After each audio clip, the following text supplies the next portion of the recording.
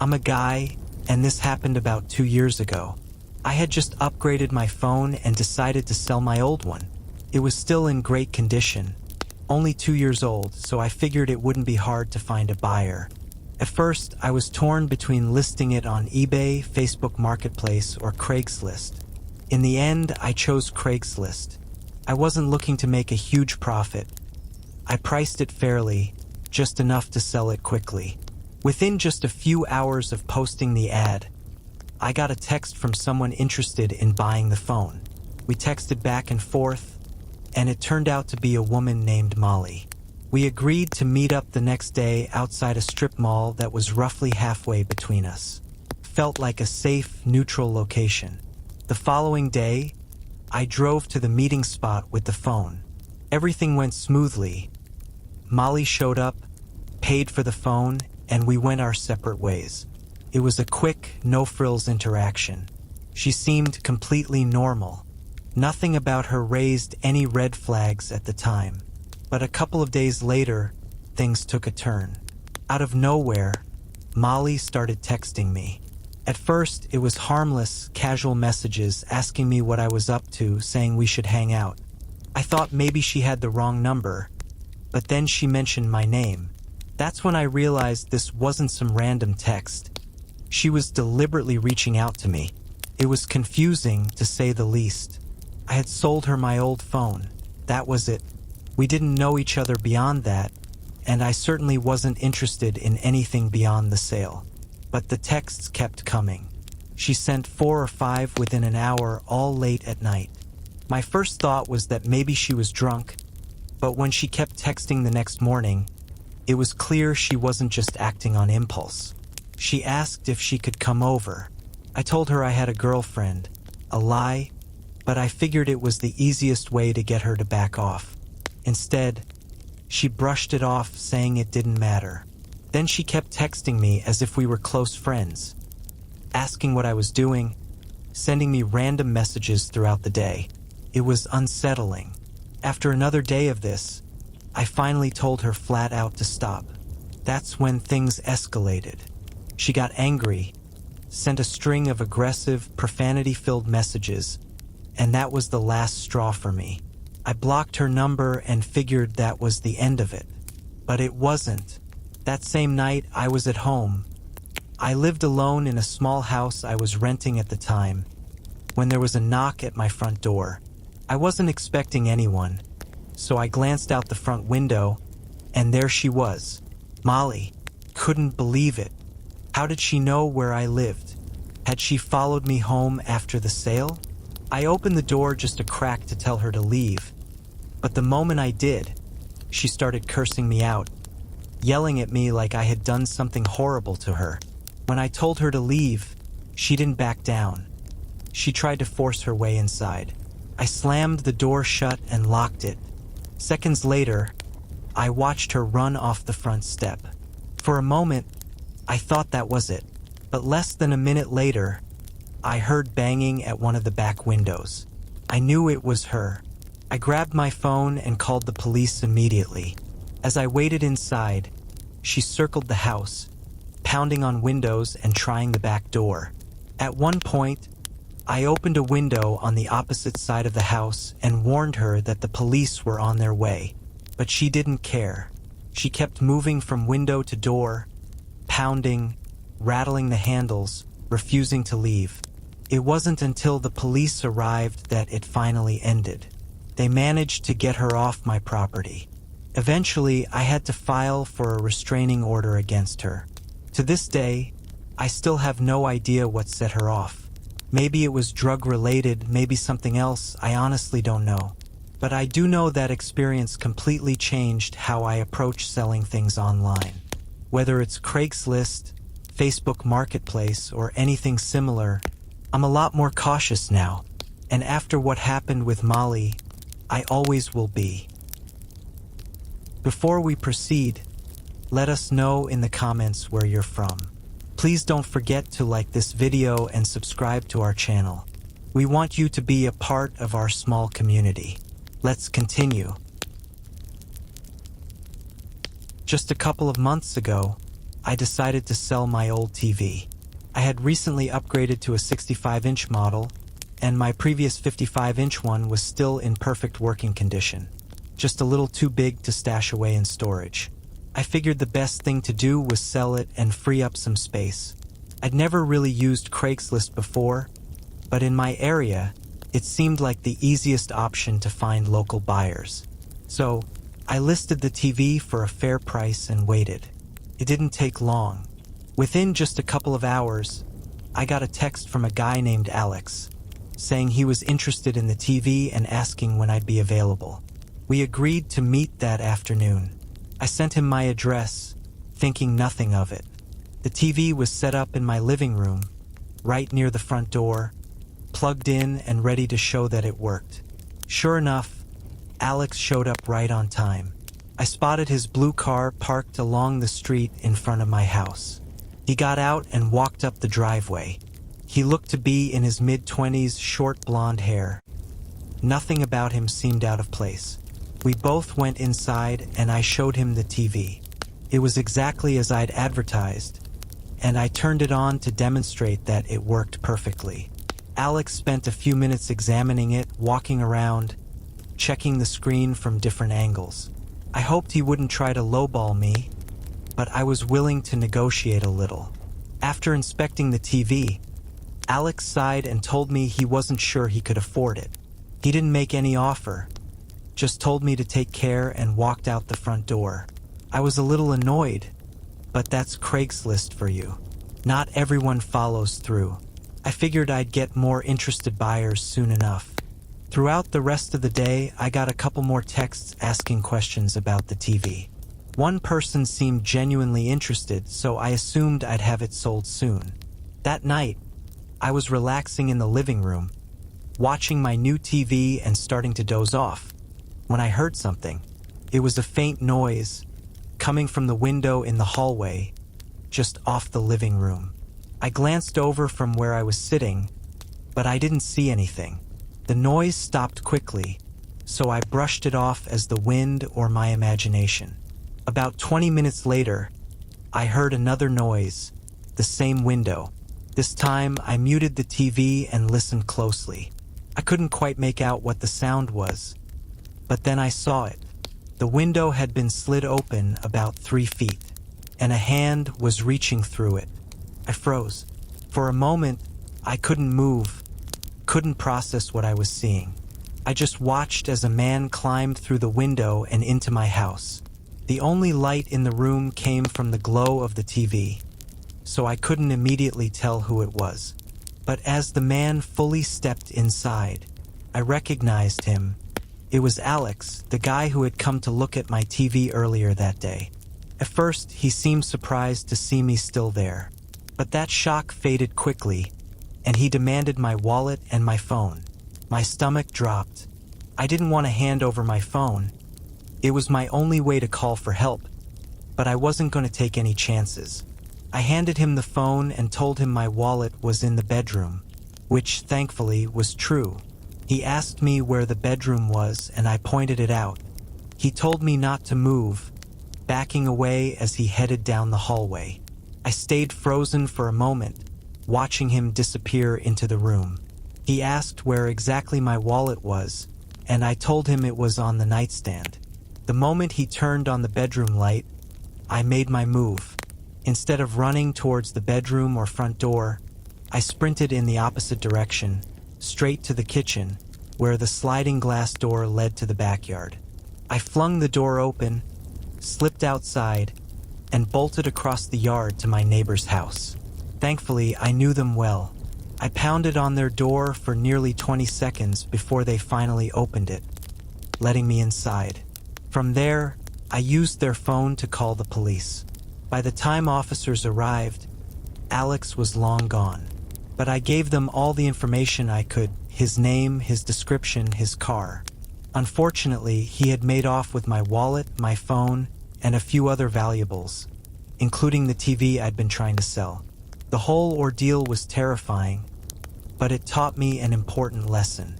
If you're selling something on Craigslist, never give out your home address. Always meet in a public place, preferably during daylight hours. Trust me, you don't want to learn that lesson the hard way like I did.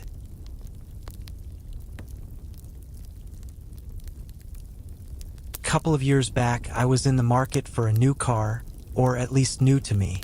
I'd been browsing listings on Craigslist for a while, test driving a few options, but nothing had really impressed me. Then, I came across a listing that seemed promising.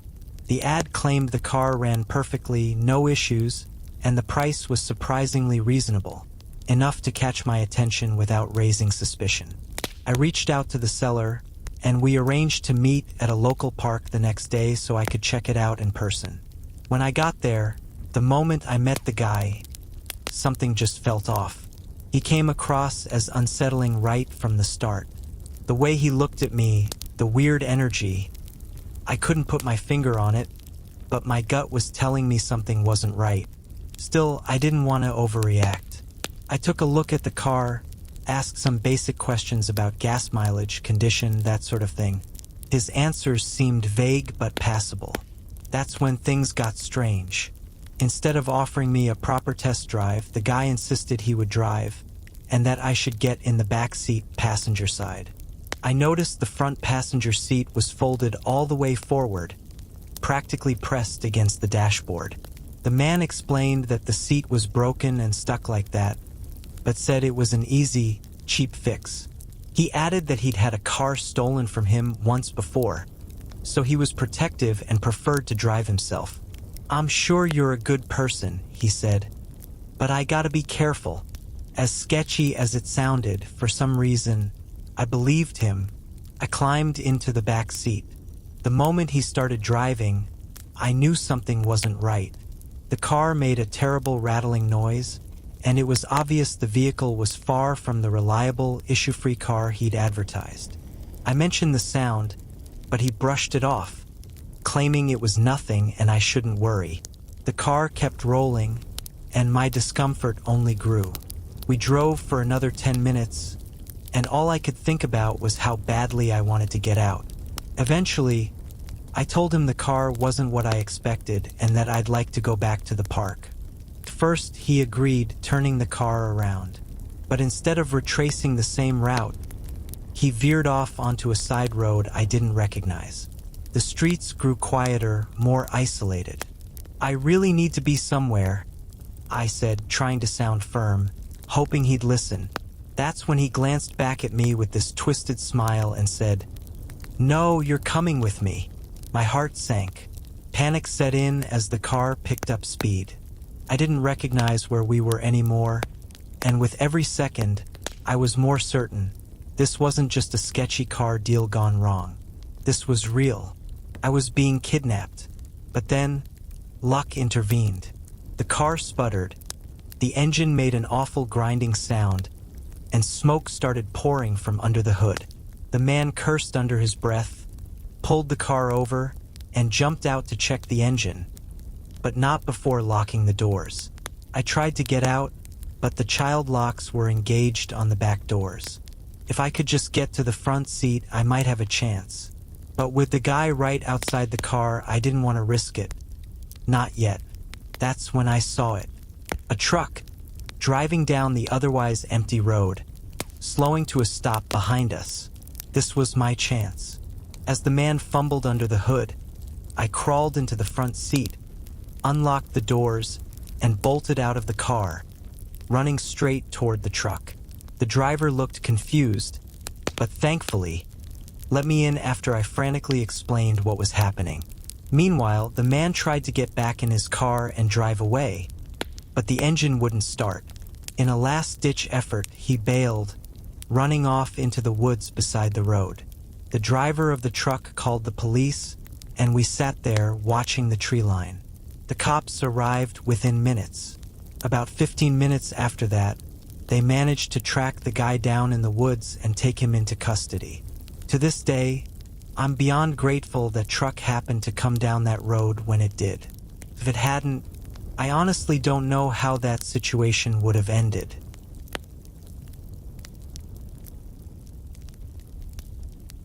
This happened last fall.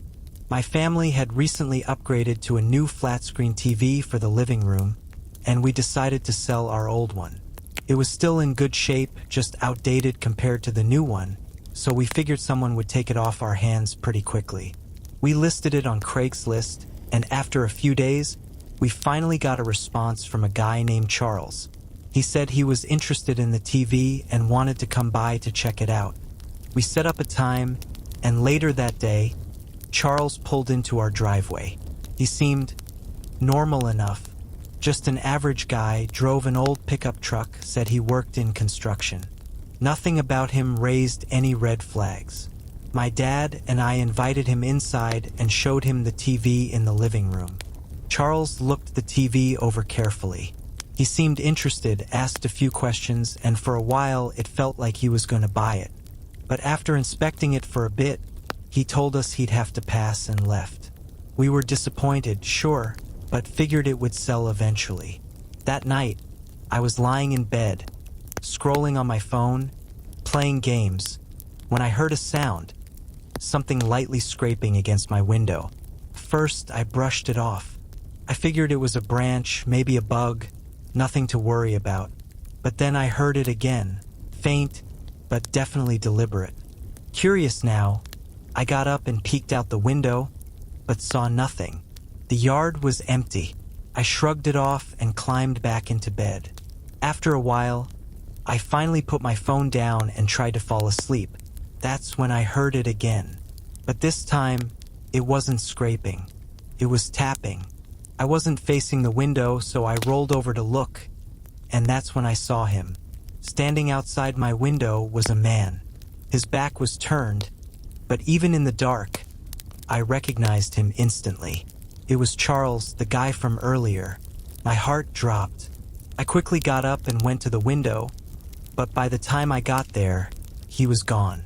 I thought about waking my parents, but I convinced myself that maybe I had scared him off just by looking out the window. I decided I'd tell them in the morning. Before going back to bed, I made sure all the doors in the house were locked.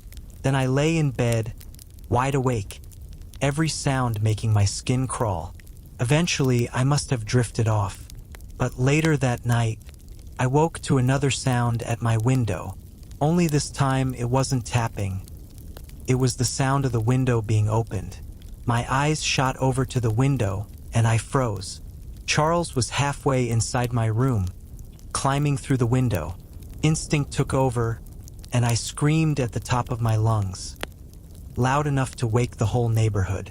Startled, the man backed out of the window and disappeared into the darkness outside.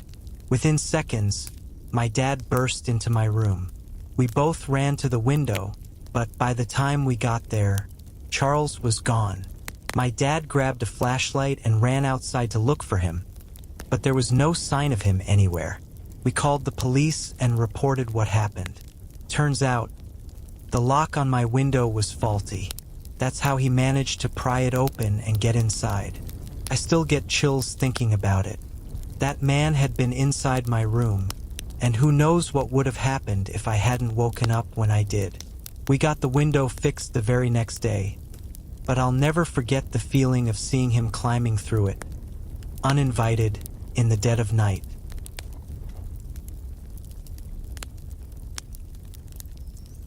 I'm a young woman, and this happened to me just last fall. I had decided to sell my car, a 2017 Honda Civic, because I was planning to upgrade to something a little newer. I lived alone in a small house in a pretty quiet, average neighborhood, so I figured listing the car on Craigslist would be the fastest way to find a buyer. It didn't take long before I got my first response. A man named Mike texted me, asking if the car was still available. He sounded very eager, saying he was seriously interested. I told him yes, and we arranged for him to come see the car the following evening, after we were both done with work. The next day, I got home, pulled the car out of the garage, and parked it at the end of my driveway so it would be easy for him to look over. Right on time, Mike arrived. The moment he stepped out of his car, I got a bad feeling. At first, he casually looked over the car, But within a minute or so, the whole interaction shifted. Instead of focusing on the vehicle, Mike started hitting on me, saying weird, uncomfortable things that made my skin crawl.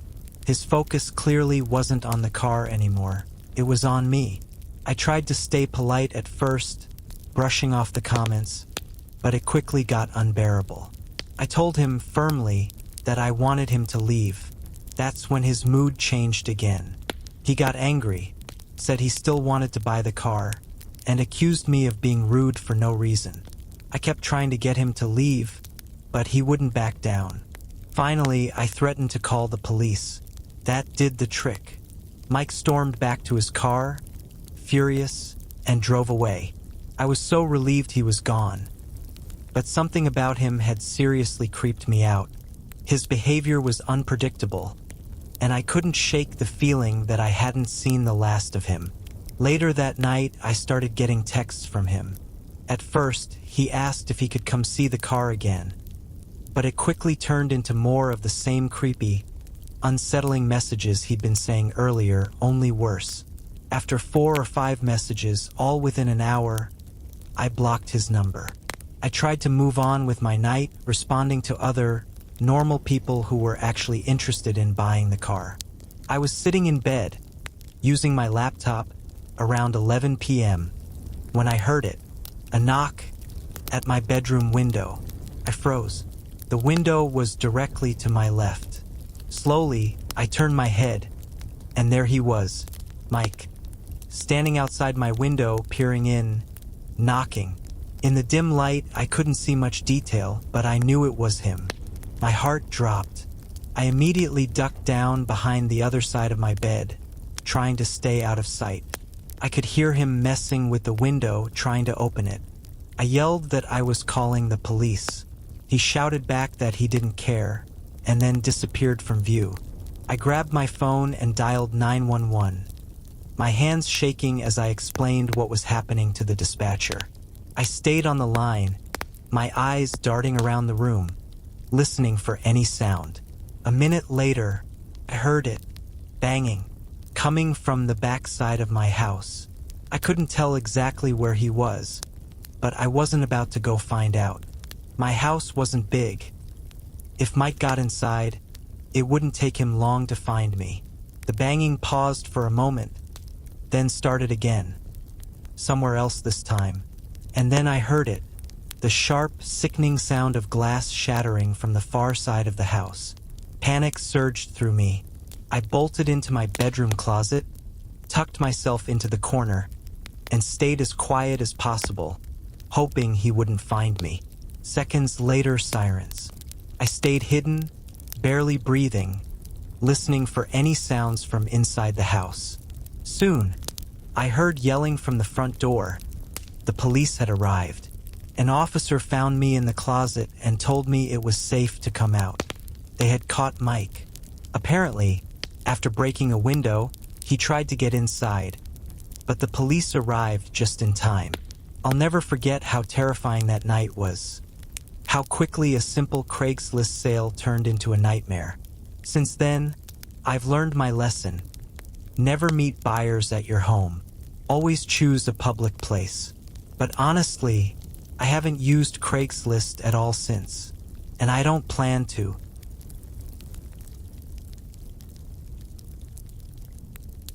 I'm a 19-year-old woman, and what I'm about to share happened to me last summer. I was in desperate need of a new car after the transmission completely failed in my old one. I'd bought my previous car off Craigslist and had a pretty decent experience, so I figured I'd try my luck there again. I always thought that's where the best local deals were. After a few days of scrolling through listings, I came across one that caught my eye, a 2013 Nissan Altima. The price was reasonable, and the photos made the car look like it was in great shape. I messaged the seller, who introduced himself as Brian. He seemed polite, told me the car was still available, and asked if I wanted to come see it. We made plans to meet the next evening, Friday, after we both finished work. At the last minute, he pushed the time back to 7 p.m., saying he had a few things to take care of. I didn't think much of it. That evening, I drove to his house in my dad's car. He was letting me borrow it until I found my own. The neighborhood looked pretty normal, and the house wasn't anything fancy, but decent. I spotted the white Nissan parked in the driveway and texted Brian to let him know I had arrived. He responded that he'd be out in a minute. Sure enough, Brian came out and walked over.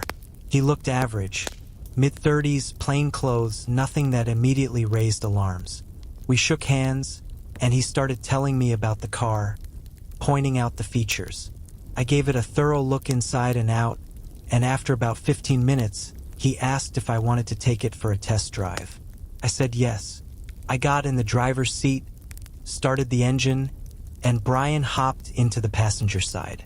We pulled out of his street and onto a busier road. The car drove well, smooth, clean interior. I was thinking I might actually buy it. Brian made small talk as we drove, which was slightly annoying, but I chalked it up to him just being talkative. After around 10 minutes, I said I was ready to head back. That's when things started to feel off. He looked surprised and told me I should drive it around a bit more. Reluctantly, I agreed and we kept going. At one point, he told me to turn left, then right, giving me directions as we went. I assumed he was just taking me on a different route back. But after a while, I realized I didn't recognize where we were at all. I told him we should head back, that I really liked the car and was serious about buying it, but I needed him to direct me. That's when he suggested that he drive the car back, saying the directions were a little complicated. I hesitated, but eventually agreed. We pulled over and switched seats. The moment he got in the driver's seat, I noticed he locked the doors. A pit formed in my stomach, but I tried to stay calm, telling myself maybe it was just a habit. But as he drove, his chatty attitude disappeared. The car was silent, and so was he. Another 10 minutes passed. I knew we should have been back by now. Are we almost there? I asked, trying to sound casual. No response. 10 more minutes. Still nothing. I pulled out my phone, my heart racing, planning to text my mom. That's when Brian finally spoke. "What are you doing?" I froze for a second, then replied, "Nothing. Put the phone away," he said firmly. I told him no, demanded to know where we were going. Instead of answering, he reached over and tried to grab my phone. I curled up, pulling my knees to my chest, clutching my phone tightly, doing my best to avoid him. He pulled the car over to the side of the road and stopped. I quickly reclined my seat all the way back and shifted toward the back of the car, putting space between us. He looked at me and calmly said, "Give me the phone. I'm not gonna hurt you, as long as you cooperate." We were parked along a fairly busy road. I glanced around, silently hoping someone would drive by. And then, like a miracle, a pickup truck slowed and pulled in behind us. A large man in a hoodie and jeans stepped out and approached the driver's side window.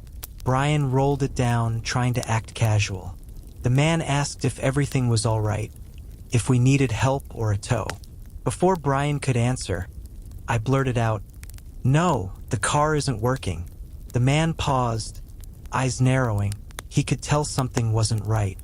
He asked Brian to step out of the car, saying he noticed something wrong with the exhaust in the back. Brian hesitated, but got out. I didn't waste a second. I unlocked the door, jumped out, and ran to the man's truck, standing by the passenger side. I asked him if he could give me a ride, voice shaking. Brian must have realized he was no match for the man because he jumped back in the Nissan and sped off. I called the police from the man's truck, and he drove me back to my dad's car at Brian's house, where officers met us. Of course, Brian was long gone by then, but we had his license plate number and the Craigslist listing. A couple of days later, they caught him. It took me a few weeks to finally buy a new car, but this time, I made sure I wasn't looking at them alone, and I've never and will never use Craigslist for that again.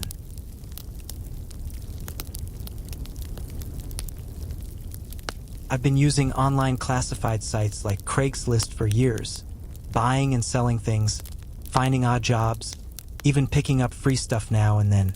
Up until recently, I never once had a reason to feel unsafe. That changed about a week ago.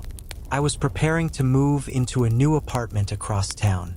It wasn't a huge move, about a 2-hour drive altogether. But I had a lot of furniture and couldn't handle it on my own. So, like always, I turned to the classifieds. It didn't take long to come across a pretty tempting offer. 2 guys with a truck offering moving services for a flat rate, depending on the distance. The price was reasonable, way better than what the professional moving companies were charging. I messaged them, and they responded fairly quickly. We exchanged details, agreed on a time, and everything seemed straightforward. The day of the move, I had already packed most of my belongings into boxes, leaving only the larger furniture for them to handle. Right on schedule, they pulled up to my place in an old, battered pickup truck. It was rusty, dented in places, with no company logo or markings anywhere. It looked a little sketchy, but at that point, I honestly didn't care, as long as they got the job done. The 2 men introduced themselves as Mike and Rob. They weren't exactly friendly, but they weren't rude either, just quiet, all business. Within about 30 minutes, they had all my furniture loaded into their truck. I tossed a few remaining things into my car, and we made our way to my new place separately. Once we arrived, they unloaded everything quickly and stacked the boxes inside the new apartment. As far as I could tell, everything had gone smoothly, but when I went back outside to grab the last couple of items from my car, that's when things took a turn. I came back inside and caught Rob rifling through one of my boxes. The moment he noticed me, he froze like a deer in headlights, his hand halfway inside. His expression shifted quickly as he muttered something about the box being weak and how he thought it might collapse. The whole situation gave me a bad feeling in my gut. Something was off. I decided not to make a scene, but I politely told them the job was done and they could head out now. I had already paid them through a payment app earlier, so there was no reason for them to stick around. They both shook my hand, muttered a quick goodbye, and left. I locked the door behind them and got to work unpacking. It was late by the time I finished sorting through most of the boxes, but there were still a few left untouched. Around 11 p.m., exhaustion finally caught up with me. I collapsed into bed and drifted off almost immediately. I don't know how long I was asleep, but I jolted awake in the middle of the night to the faint sound of movement coming from inside the apartment. It was pitch black, the kind of darkness where your eyes struggle to adjust. At first, I thought maybe one of the stacked boxes had tipped over, but then I noticed one of them near the hallway entrance slowly shifting, like something or someone was behind it. My heart began racing. My first thought was a mouse, but before I could convince myself of that, I heard it, a low whisper, a man's voice, speaking softly, words I couldn't make out. The hairs on the back of my neck stood straight up. I froze, unsure whether to stay still and pretend to be asleep or confront whoever was out there. I wanted to reach for my phone to call the police, but I was terrified whoever it was would hear me. Everything went dead silent after that. I waited, holding my breath, straining to listen. After a few agonizing minutes, I slowly sat up and peeked out my bedroom doorway. That's when I saw him. Mike, one of the movers, was peering around the corner, his eyes fixed on me. His face was pale, expression unreadable in the faint glow from the streetlight slipping through the blinds. As quickly as he appeared, he vanished behind the wall. My pulse spiked. Panic completely took over. I shouted as loudly as I could that I was calling the police and that I had a gun. That was a lie, but in that moment all I cared about was scaring them off. Thankfully, it worked. I heard rapid footsteps scrambling across the apartment floor, followed by the faint click of the front door opening and slamming shut. I wasted no time. I locked every door and window I could, grabbed my phone, and called the police. Afterwards, I searched the classified site, determined to get a screenshot of their ad, but it was already gone, completely wiped. I gave the police every detail I could remember, the description of the truck, their names, or at least the ones they gave me. Who knows if Mike and Rob were even real names? The cops inspected the apartment and found exactly what I was afraid of. One of the living room windows, the one furthest from the front door, had been quietly unlocked and left slightly ajar. Barely noticeable unless you were looking for it. It was how they had snuck back inside after the move. I got lucky that night, but I've learned my lesson. I'll be much more cautious using online classifieds from now on, because you never really know who you're inviting into your home until it's too late.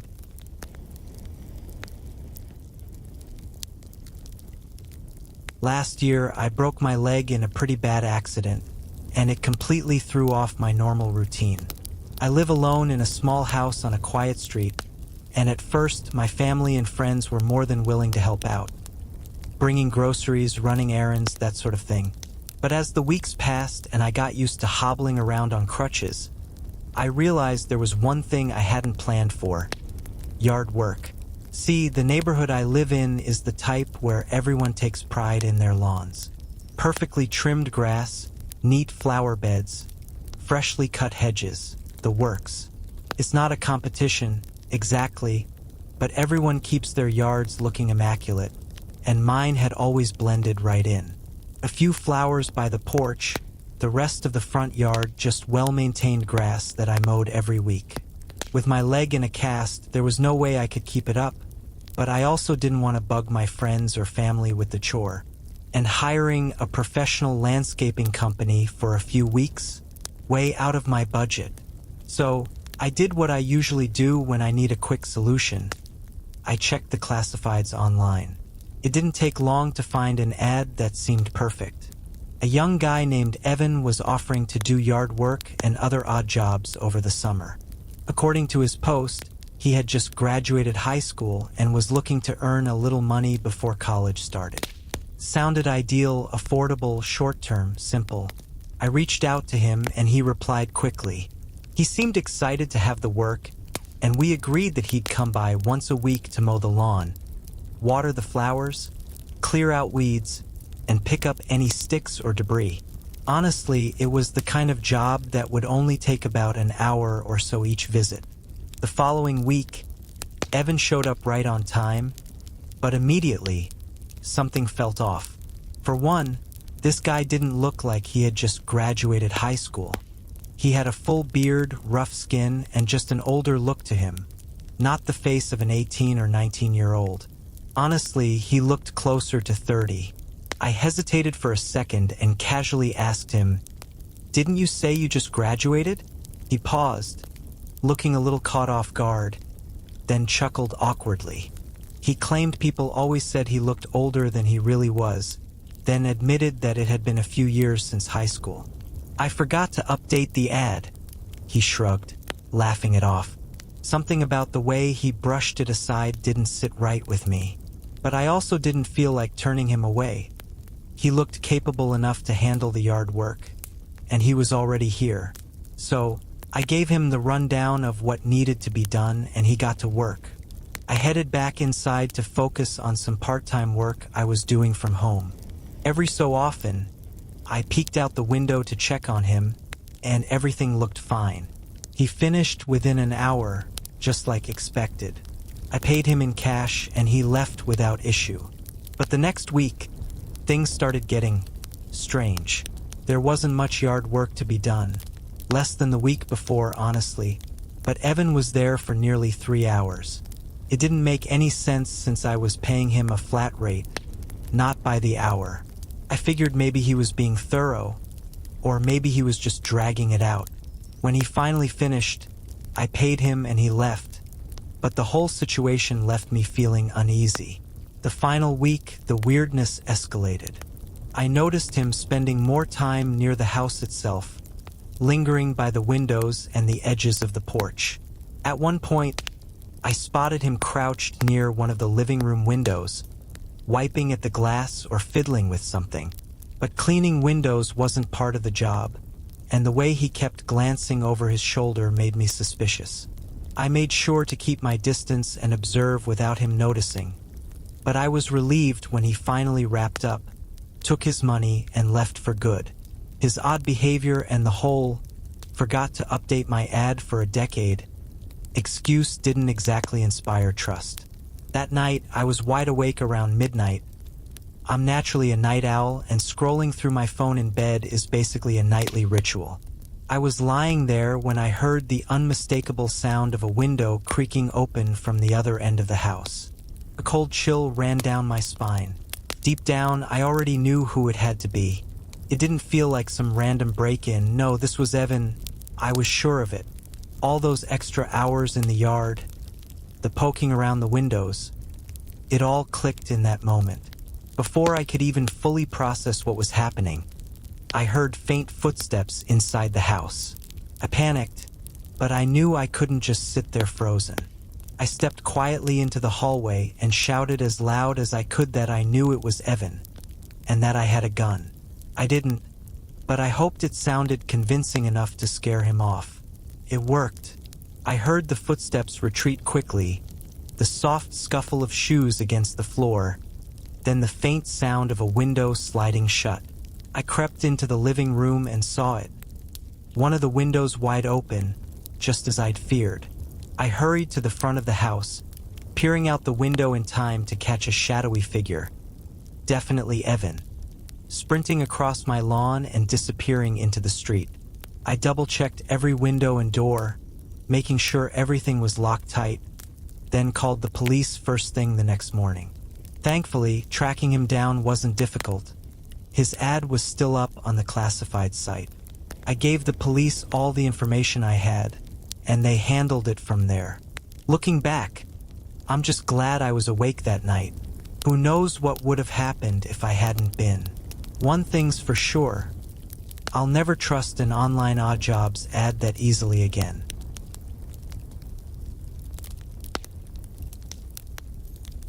Just a couple of weeks ago, I found myself in a tight spot financially. I'm a college student, and at the time, I was scrambling to make some quick cash before heading home for the summer break. Getting a regular job at a store or cafe didn't seem worth it. I'd only end up quitting after a few weeks, and I wanted something with flexible hours anyway. That's when I turned to the online classifieds, specifically the gigs section, where people post short-term jobs like helping them move, doing yard work, or small house projects. It didn't take long before one particular ad caught my eye. Someone was offering $100 to have their gutters cleaned. The job was described as quick and easy, just a couple of hours with all equipment, including ladders, provided. It sounded perfect. I'm in decent shape and I've cleaned gutters before, so I figured it'd be easy money. I responded to the ad, and within a short time, I got a reply.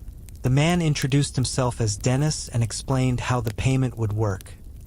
$50 when I arrived and the other $50 after the job was done. Straightforward enough.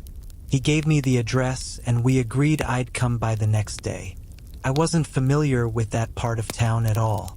I only really know the area around campus and a few of the main streets, but this place was in an older, more rural neighborhood on the outskirts. As I drove out there, the houses grew more spread out, the streets quieter, and eventually, I pulled up to the property. It was unsettling, to say the least. The house looked run down, like it had seen better days a long time ago. Faded paint peeled off the walls, and the front yard was overgrown with weeds. Still, the man from the ad, Dennis, was already outside waiting. He waved as I parked, and I got out to meet him. Dennis looked to be in his late 50s, maybe early 60s. He had the kind of friendly, weathered face that made him seem harmless enough. He mentioned he lived alone out here with just his cat for company. His voice was calm, almost soft-spoken, and he didn't seem the least bit threatening. He pointed out the ladder, already set up by the side of the house, handed me the $50 upfront as promised, and explained the job in more detail. The gutters clearly hadn't been touched in years, packed with leaves, dirt, and debris. It was gross, but also oddly satisfying to clean. I got to work, moving methodically around the house. But when I made my way to the back, things took a creepy turn. As I climbed to the top of the ladder to work on the upper gutters, I happened to glance toward the second-floor windows. That's when I saw him, a man, but not Dennis. Through the grimy window, a pale, wide-eyed man stood staring at me, unblinking, with the most unsettling grin plastered across his face. There was something seriously off about him. His eyes looked wild, his smile stretched unnaturally wide, and his head tilted slightly, like he was studying me. The worst part? Dennis had clearly said he lived alone. A chill rippled down my spine, but I forced myself to keep working, glancing back every so often. The man stayed there, watching, never breaking that eerie smile, for what felt like an eternity. Eventually, he backed away from the window and vanished into the shadows of the house. I hurried to the side of the house, feeling increasingly uneasy, when I noticed a police cruiser pulling up along the street. At first, I thought nothing of it. Maybe they were patrolling the area. But then the officer got out and started walking straight toward me. I climbed down from the ladder to meet him, and before I could say anything, he asked me what I was doing. I explained that I was hired to clean the gutters by the homeowner. The officer's expression darkened. "That's not possible," he told me. "Nobody's lived in this house for over a year." My heart sank. Apparently, a neighbor had spotted me in the backyard on the ladder and called the police, thinking I was breaking in. I quickly pulled out my phone, showing him the Craigslist ad and the text messages from Dennis. The officer looked through everything, his expression tense, but eventually he believed me. I told him about the man I saw inside the house, describing his unsettling grin and glassy stare. The officer knocked on the front door several times, calling out, but no one answered. When we walked around to check the driveway, the old car that had been there earlier was gone. I tried calling Dennis, but the number went straight to voicemail. Then, moments later, I realized I'd been blocked. The officer assured me I wasn't in any trouble and advised me to head home while they looked into it. I left, confused and more than a little disturbed. I never heard anything more about it. No calls, no follow-ups, nothing. To this day, I have no idea what was really going on in that house, or who that man in the window actually was. But I know one thing: I won't be finding jobs on Craigslist again anytime soon.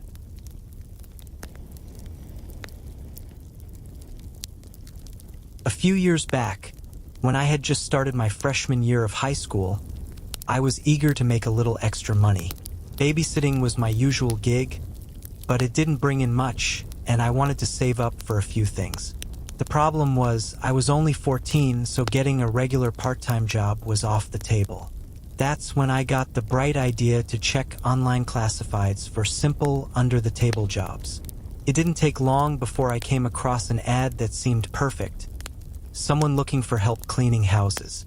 It didn't require me to be 16, and I figured, how hard could it be? Plus, house cleaning felt way safer than some of the other random odd jobs I'd seen listed. I responded to the ad, and a man who introduced himself as Mark got back to me fairly quickly. He asked a few casual questions: how old I was, if I had any experience, that sort of thing. I was honest, and despite my age, he seemed fine with it. He told me I could have the job, which I was pretty excited about. Earning some extra money felt like a big deal at that age. A couple of days later, it was time to start. Mark gave me an address, and my mom drove me over. The neighborhood looked normal enough. Quiet streets, average houses. Nothing seemed out of the ordinary at first. When I walked up to the front door of the house, though, I noticed a sign taped to it that read, "Go around back." A little weird, but I didn't think much of it. I walked to the backyard, where I saw a man who I assumed was Mark. He greeted me with a friendly smile, introduced himself, and shook my hand. But then things got odd. Mark explained that this wasn't actually the house I'd be cleaning. Instead, he told me the house was just a short walk away and that we'd go there together. That immediately set off some alarm bells, but I was young, nervous, and didn't want to seem rude or overly paranoid, so I shrugged it off and followed him. We walked about 3 blocks through the neighborhood, eventually arriving at a different house. It looked ordinary enough, maybe a little run down, but nothing that screamed danger. Still, the whole situation was strange, and my gut kept whispering that something wasn't right. Inside, Mark gave me basic instructions on what to clean, dusting, vacuuming, wiping down surfaces. Then, he mentioned he'd be in his office downstairs if I needed anything, and disappeared into the basement. First, everything seemed fine. I started cleaning the living room, but after a while, I wanted to open a window for some fresh air. It was stuffy in there, and the place smelled like it hadn't been aired out in weeks. But when I tried to open the window, it was locked, completely sealed shut. I checked another window in a different room. Same thing, locked tight. I told myself maybe that was just how he kept his windows, but the feeling of unease was creeping in fast. I decided to step outside for a minute, but when I tried the front door, it wouldn't budge. It was locked from the outside. A knot formed in my stomach. Suddenly, all those little warning signs felt impossible to ignore. I walked over to the basement door where Mark had gone and knocked, calling his name. No answer. I tried the doorknob, locked. Panic started to rise in my chest. My mind raced with possibilities, none of them good. Why were all the windows locked? Why was the front door sealed? Why had he taken me to a completely different house? I tried to calm myself, focusing on finding an exit. I circled the house, checking every door and window. The back door locked. The larger windows locked. But when I got closer to one of them, I noticed something that made my blood run cold. There was a small, hidden camera pointed directly into the room, right at me. Before I could even react, I heard the basement door creak open. Mark started calling my name, his voice echoing eerily through the quiet house. I couldn't find a place to hide fast enough, so I did the only thing I could think of. I played dumb. I walked toward him as he entered the room, trying to keep my voice steady. I was just cleaning, I told him, but his face twisted with suspicion. His tone turned nervous, defensive. "Doesn't seem like you were just cleaning," he said, taking a slow step toward me. Then he added, "You need to come with me." The second those words left his mouth, I bolted. I sprinted past him, shoving the basement door shut behind me and locking it. My heart pounded as I ran down the stairs, desperate for a way out. That's when I saw the desk, 2 computer monitors glowing in the dim basement light, each displaying live feeds from cameras set up all around the house, including the bathroom. I barely had time to process it when I heard a key turning in the lock upstairs. Mark was coming down. Terrified, I ran to the basement bathroom, slammed the door, and locked it. I pulled out my phone and called the police with shaking hands. Meanwhile, Mark began pounding on the bathroom door, harder and harder, shouting for me to come out. Thankfully, I spotted a small window above the toilet that led outside. I climbed onto the toilet, pried the window open. This one wasn't locked, and squeezed myself through just as Mark kept pounding, his voice growing more frantic. The second I hit the ground outside, I ran as fast as I could to the nearest house and banged on the door, desperate for help. An older woman answered, her eyes wide with concern as she saw how panicked I was.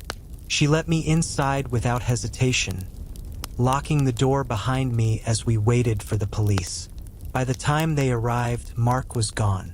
I showed them the Craigslist ad, all the texts between us, and explained everything that happened. Luckily, they were able to track him down about a week later. I still think about that day, how lucky I was to get out. I try not to imagine what might have happened if I hadn't trusted my instincts, or if that bathroom window had been locked like the others. One thing I know for sure, I'll never trust a job from Craigslist again.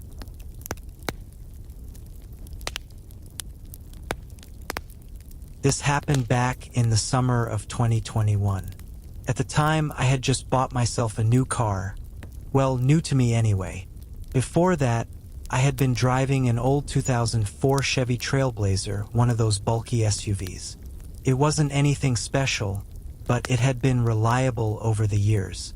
Honestly, I didn't think it was worth much, but I figured I'd try to sell it rather than just scrap it.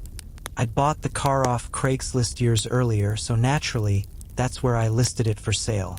I cleaned it up, took some decent pictures in my driveway, and posted it online for $2,000. It still ran well, and I knew someone would be interested eventually. I wasn't in any rush to sell it, so I just waited. It took a couple of days before I got a response. A simple text asking if the car was still available. I replied yes, and the person immediately asked if they could come take a look at it. We set up a time for the next evening after they got off work. I asked for their name, and they told me it was Lucas. Lucas mentioned he'd be off work around 8 p.m. I suggested we meet at a Walmart parking lot that was only about 5 minutes from my house. It was big, well-lit, and public. I didn't feel comfortable having a stranger come directly to my home, especially to check out a car. Lucas agreed to the meeting spot, and the next day, I drove over to the Walmart a little early. I parked in the very back corner of the lot, where it was mostly empty. That section of the lot was usually where truckers or people with RVs parked overnight. It was quiet and away from the busy main entrance. That's when the first red flag appeared before Lucas even showed up. He texted me saying he had arrived and asked what my car looked like. I thought that was odd. I mean, he was the one interested in buying it. You'd think he would have at least remembered the photos from the listing. Still, I replied, describing my gray SUV and mentioning I was in the back corner of the lot. A minute later, I spotted a newer-looking red Ford Focus pulling into the lot and driving toward me. The car looked no more than a few years old. The driver parked right next to me and stepped out. He looked to be in his early 30s, with dark brown hair and black-rimmed glasses. He didn't exactly fit the image I had in my head, but I brushed it off and got out to meet him. We shook hands, and I gave him a quick rundown on the car's condition and features. He barely let me finish before asking if he could take it for a test drive. That wasn't unusual, so I agreed. Lucas hopped into the driver's seat while I got into the passenger side. From the moment he sat down, though, something about him seemed off. He kept glancing at his phone, even as we pulled out of the lot. It wasn't just casual texting. He seemed focused, like he was coordinating something. As we drove, I casually asked if he was familiar with the area. He said he was, that he knew some quiet roads nearby where we could take the car for a spin. Against my better judgment, I agreed. He drove us down a road I'd only been on once or twice before. A quiet stretch lined with patches of woods and scattered industrial buildings. The speed limit was 35, but the whole place had a deserted, eerie vibe to it.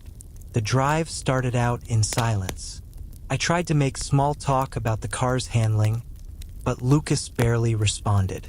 At one point, he looked down at his phone again while driving. I told him he probably shouldn't do that, and he mumbled a quick apology, putting the phone away for the moment anyway. After maybe 5 minutes, I was ready to tell him to turn around and head back. But before I could say anything, he slowed the car and pulled off the main road into a rough-looking parking lot. It was tucked between two wooded areas and full of deep potholes.